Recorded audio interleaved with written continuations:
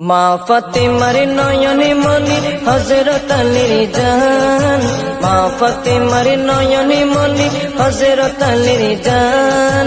ইমামে হোসেন শহীদ হলো কারবালার ময়দান, ইমামে হোসেন শহীদ হলো কারবালার ময়দান।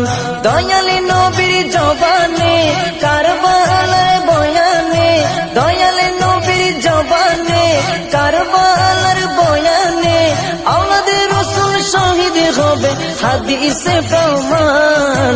ইমামে হোসেন শহীদ হলো কারবালার ময়দান, ইমামে হোসেন শহীদ হলো কারবালার ময়দান। মা ফাতেমার নয়নে মনি হযরত আলীর জান, মা ফাতেমার নয়নে মনি হযরত আলীর জান। ইমামে হোসেন শহীদ হলো কারবালার